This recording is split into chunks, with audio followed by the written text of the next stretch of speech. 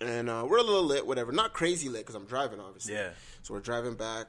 So we kind of have a routine as we're driving back. We stop, we get food. Yes, I as drop always. you off. Yep. I go home. Good night in the books. Wham, bam, thank you, ma'am. Uh-huh. So this one particular night, we're driving home. Right. And we're talking, we're laughing, having a good time in the whip, blah, blah, blah. So I don't know what came over, and this is my point. Like, I don't know what came over me, but like, yo. I just zoned out into like, I can't even explain it, but I don't know. I feel like I just turned into a different person. Yes. So we're chilling, having a good time, and then what'd you do? I think you like. I remember the exact moment. We're at Queen and Spadina. Everybody knows the McDonald's at Queen and Spadina. Yeah. I turned to my left. You were driving. I said, hey, I'm going to grab something to eat. You want something? You said no. I'm like, I'm going to grab you a sandwich anyway. Because I remember you were driving. I feel this is like, it's an unspoken code, but. Passenger etiquette, when you don't have to provide gas money and the homie's still taking you home, the least you could do is buy homie some food. Right. Just the very least. Even if he says, no, I'm good. Buy him a goddamn sandwich. Yeah. And that's what I did. Yeah. And we kept it moving. Yeah. So then, but it was even before. So it was when we were going there. Okay. And I noticed it. So you were like, whatever, and I was kind of quiet. And then you put your hand on my shoulder, and you're like, yo, dog, da-da-da. I'm like, don't touch me. Yeah. And I was like, okay. So then, I don't know. So you got your food. So when you left the whip, I'm just in the whip steaming for bro, when I tell you for no reason, for no reason. Yeah, we were literally still on Queen Street. Yeah, so you got back in the whip, and you're kind of like, yo, like, you good? Like, I wasn't saying nothing, so we're driving. Like, you driving kind of fast. Yeah, and I started, and that's the thing with me. When I kind of get loopy, like, yo, I speed, bro. I don't know what it is. I thought you were drunk, because I'm like, we didn't drink that much. So even, like, my ex-shorty will tell you, when I get mad and I'm driving, I just start speeding, like, recklessly, like. I remember, because you kept saying, I just want to go home. Yeah, I kept saying, I just want to go home. So you're like, all right. So then you were like, pull over. So I'm like, all right. So I pull over. You take the keys out of the car. Yeah. Because I guess I was driving like a fucking maniac. A maniac. That's for sure. So this guy takes my keys, and I fucking lost it. So I took your keys. We're at Jane. We're at Jane and 401. I think those connect, but it was like around there. Tracked away Jane and around something. Your ends, at the time. Yeah, so I'll continue. I took the keys. So you took the keys and just jumps out the whip. Because rightfully so, because, dog, I was driving crazy. This nigga doesn't know what's going on with me. Like, I'm in another world. Oh, I was nervous at that point. Hell yeah. You had every right to be. So I lost it. I'm like, what the fuck are you doing? So I get out of the car. So I'm damn near, I'm ready to scrap this guy. Like, I'm saying, give me my fucking keys back and shit. And then, it was weird, bro, because, like, there's more, like, I remember some of it, but I don't remember some of it. So basically, you tried to run after me. I looped around back and then hopped in the driver's seat and locked myself in. Yes, that's right. You locked yourself in the car. So I'm outside the car snapping like, yo, open the fucking door. Ladies and gentlemen, this is a Friday night at about 2:45, 3 in the morning. Yeah, around that. In like a neighborhood. Like, in a residential neighborhood. Yeah, and I'm going off in the street. two niggas slapping in a white neighborhood. Like, you know? So this nigga's like, yo, dog, chill, bro. Like, what's wrong with you, dog? Like, what are you doing? Like, yo, chill, whatever. So I'm snapping. I don't, and so this is my depiction of the story, because there's a lot of moments I don't remember. Yeah. So the next thing I remember is you were out of the car, and I was, like, wrestling you for the keys, and we were actually, like, wrestling. It was like a tug of war, but no fists. Yeah, no fists. And then, I don't remember this part, but I remember you telling me that some dude walked by and was like, yo, you guys good? Like, yeah. So then you put me in, like, a headlock, and you're like, yeah, we're good. Like, yeah. Okay. So, what I did was, I'm trying to think of a movie. I think it was the Tupac movie. Which one? Where him and the white guy, I can't remember what it's called. Him and the white guy, they stab each other to go to the hospital. But during, like, earlier in the scene of the movie, there's a scene where they're fighting each other and somebody walks by. So Tupac grabs the guy and puts his hand around his head. Yeah. But he's kind of like choking him. Yeah. But he's smiling like, oh, we good. We just fucking around. Exactly. It was exactly like that. That's exactly what I tried to do. Exactly like that. So Meanwhile, I can hear Joseph under his breath like, yo, as soon as you let go of me, nigga, I will fuck you up. Literally. So that happens. And then I don't remember how So basically, I guess you called OJ something. Yeah, I called Champ. You called Champ. So I called Champ and I'm like, yo, this nigga's all fucked up. Yeah. So Champ shows up. And as Champ shows up, I'm talking to Champ. Champ's talking to me like, yo, dog, chill. Like, why the fuck am I out here at fucking 3 in the morning, my nigga? Like, I got work at 6 a.m., nigga. Like, so I look back. This nigga, Blkk Ty, takes off in my car, bro. Yeah, I GTA'd that bitch. Literally just takes off my car. Yeah. Drives off. I'm like, what the fuck? Oh, I went home. Yeah. So I get in the car with Champ. We drive back to the building where they both used to live. So I get out, and then I don't know. And then we just started going off. Yeah. Then you got cheese. So I remember I came downstairs. You're screaming at me, yo, I want my fucking keys. I'm like, yo, you're not good. You can't drive. So I was like, all right, you want your keys? So I tossed them in a bush. You did? Yeah. I don't even remember that. But I tossed them in a place. I didn't like. Yeah. I didn't think fucking Cam Newton the keys. Yeah, tough. I gave it like a little toss, but I tossed it and I looked exactly where they landed because I knew you weren't looking. Yeah. So I tossed it in a place. I'm like, yo, go look for that bitch. Yeah. But I knew where they were. I don't remember that.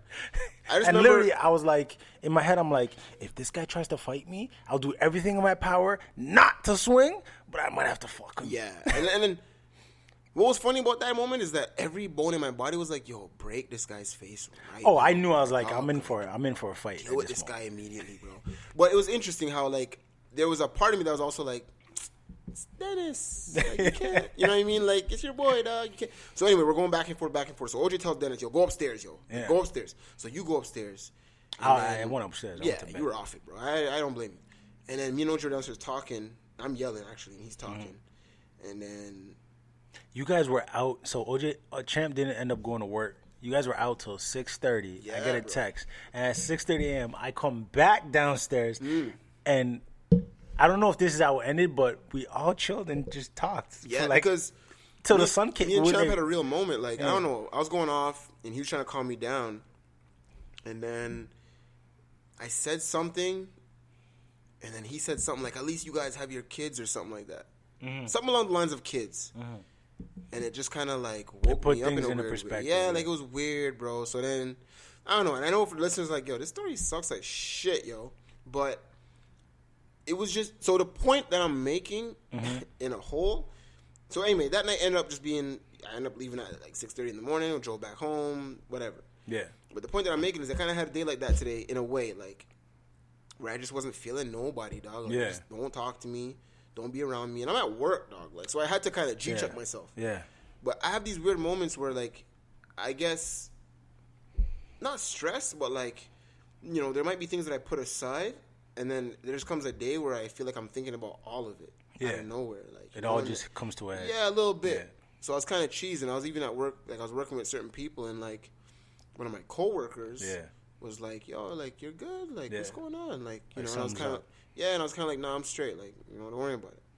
And she's like, all right, like, but I could tell the whole shift she was kind of like, like watching me, like, yo, is this guy good, bro? Yeah. Like, you know. So I went on break, and we probably went on break together, but I feel like she felt like I'm gonna let him just do his thing. Like, you know, I'm gonna fall back and just let him do his thing. I don't know what's going on, whatever. So we talked about that afterwards, but I don't know, man. So I kind of had a weird day today, to be honest. Like, I feel like I'm kind of in that mindset of like being cheesed for no reason. You know what I mean? You know what that is? I believe everybody needs a reset. Mm-hmm. Yeah, because everybody starts at 0, and then we build up. Once somebody gets to about 90, 95%, they can't take any more bullshit. Yeah, yo. And it's so ironic because I had that same type of week. Like this week, literally Wednesday evening, I was at work, and I was like, fuck everybody. Dog. Like, that was my vibe. I was and like they would never know. No, because I suppressed it because I'm at work. You can't just be. Yeah. But yeah, go ahead. Like literally, I was like, "Fuck everybody." Yeah. Like, and I made it known to my staff. Yeah. But I didn't make it known to the clientele. Exactly. But my staff knew. They knew. Like, yo, D is not good today. Yeah. I was not good all week. Yeah, yo. You know, it was literally like I had to bite my tongue around certain people. You know, and literally the worst part about it is like, you know, you get clients that come in and just give you shit, and you have to take it. Yeah. And it's like, man, I'm not ready to hear you right now complaining, bitch. But it's like, okay, take it. And it's like you become a punching bag. Yeah. And then it's like, yo, I wish I could just say to somebody, fuck you. You know what I mean? Hey, yo, fuck you in your 12 sessions, bitch. Take your money somewhere else, you fucking faggot. I'm telling you. You fat bitch. There were some moments, like, I remember it was Wednesday and it was Thursday. And I was like, yo, I'm about to lose my job. Yeah. But then that image of my son just pops in my head, and I'm like, don't do it. Don't. Yeah. And then it's like, I kept telling myself, and I kept telling one of my dudes at work, Rodrigo, I was like, bro, I just need to go work out. I just need to go bang some weights out because I'm so angry. Yeah. And I remember I was talking to Riri, and I said to her, Thursday night, I was leaving work, and I left work like, I don't think it was like 9 or something. And I was like, I just need to go home. I'm going to tuck my son in, and then I'm going to go to the gym. Mm-hmm. And I was like, I don't even want to work out at my location. Yeah. It's like, I don't want to be around these people. Yep. I went, tucked him in, said goodnight, immediately went to the gym, and I banged out some deadlifts. Mm-hmm. And I felt so much better. And I was like, thank God for this life. Working out saves my life, bro. Because I'm like, if I didn't work out, and I'm glad I'm back in now. I'm back in the groove of things in terms of like working out. So I have that. I guess you could call it therapy, where lifting weights makes me feel better. And I called her and I was like, I feel better now. Because if I didn't do this, I'd have went home and I'd probably just snapped on Caleb and it flipped out. Like, that's how like internal. That's how you take out things on the wrong people. Absolutely. And I feel like based on that story time, that situation, you had so much built up anger and emotion, and it was just like I was in the wrong place at the wrong time. Literally, because obviously you know my situation better than anybody, but it's like just to shed a little bit of light on it. Like that was a time when I was just in a situation I didn't want to be in. Just on as a whole. I'm not gonna go too deep into that. But no. I felt like at that time, literally everything I was doing for either someone else or I was just being stagnant. You know what I mean? And Black will tell you, like, I talk to him all the time about that stuff. Like, yo, dog, I'm not happy, bro. Period. Like, I'm just not happy. So I feel like you're right, and I know that. It was just a time that, things just weren't good, bro. And it was like for years. It wasn't like, oh yeah, it's been a bad month. Like, nah, dog, I've been living in that situation for years. And I remember, like, we had those conversations, and I'd always say, and this goes for everybody, if you're in an unhappy situation, the best thing you could do for yourself is get out of it. Yeah. And for me, like, I think I struggled with the idea of, like, well, what are you waiting for? Yeah. Just go. Yeah. Just get out. But as I've learned, especially through your situation, it's not that easy. Yeah, bro. Same thing with like women being in an abusive relationship. You can't just pack your bags and dip the next day. Broken Heels episode. Yeah, exactly. So there's an insight to it that people don't think about. Like, it's not that easy. Yeah, absolutely, man. Like even what Britt said, like it's like telling a hostage, "Why don't you just leave?" Like, yo, bro, I'm a hostage, dog. Yeah, just bounce. Yeah, you're locked in. Yeah. And that sucks. And that goes to show even men can be hostages. Absolutely, dog. Life is worth living. Ooh, ooh, ooh, ooh. You gotta take it away. Life is worth living, so live another day. The meaning of forgiveness. People make mistakes. Doesn't mean you have to give in. Life is worth living again. Another day. Life is worth living again. And I'm glad you touched on something real quick. Like, bro, when I tell you working out is my life, it's funny. I was thinking about this like a couple days ago on the bus. Because I've been having a couple, I wouldn't say issues with my quads, but a little bit, just mobility issues. Yeah, I gotta, there's some mobility work I gotta do. Okay. Because the amount of load that I'm putting on my legs is just fucking insane, bro. I hit a PR this week, by the way, and we'll get into that. But yes, we will. Yeah, but cause I'm a very, I think about a lot of random shit. Okay. So in the moment while you're working out? Random shit. Any time of the day, my mind's always going. I'm always thinking about every possible scenario and angle of whatever. I wanna. Yeah, go ahead. No. After you go through, I wanna discuss that like how the mind works, kind of thing. Not only how the mind works, but I feel like as much as like you and I and anybody else listening lifts weights, there's one muscle that we forget to really focus on, and that's the brain. But we'll get into that after. That's a clutch one. Yeah. And I was thinking on the bus, like,